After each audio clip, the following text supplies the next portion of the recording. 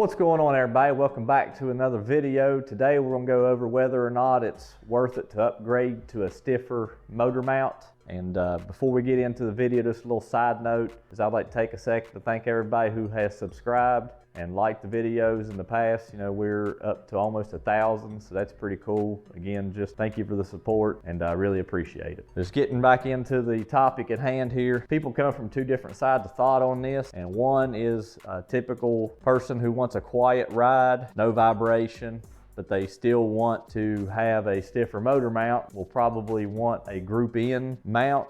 I've personally never ran those, but just from people who talk about them, say they kind of toe the line between a stock mount and a more solid mount. I'm using the Cusco variety. The group ends, from what I understand, are supposed to give you a little bit more stiffness while not giving you an excessive amount of NVH. With the Cuscos I have here, NVH, if you're more of a motorsport minded person, you want to be able to feel everything. A more solid setup like the Cusco here is a definite pro to that, because you feel absolutely everything.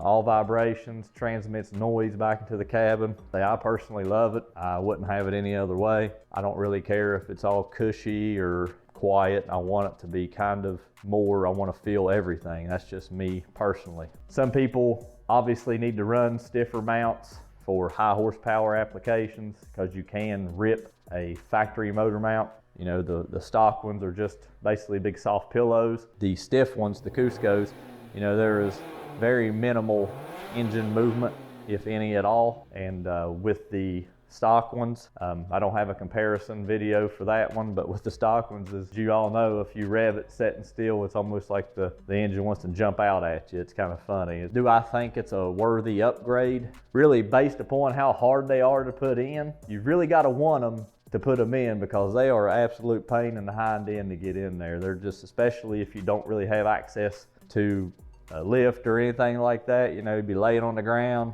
your hands all up in areas that you could lose a digit, and it's just not a fun time by any stretch of the imagination. If you got the motor out, then it ain't too bad. But if it's still in the car, you know, it's a definite pain in the hind end. So if you truly want them, they're worth it. But if you're on the fence about it, and you know, if you don't have a particular path and you're just buying something to buy a modification, then I would maybe overlook this until you go down a road of absolutely wanting them or having to need them. You know, the overall of it though, once you do want them and have them, in my opinion, then can't really beat them. Like say the clip I threw up, you see no engine movement. They keep everything nice and tight. You know, one of the things that I'm a fan of is that once you do the whole setup, you know, engine mounts, trans, pitch stop, all the way back, it just keeps everything so nice and crisp as far as shifting goes. Got a pretty good feel for everything that's going on in the car and under the car. Like I said, you can actually feel it through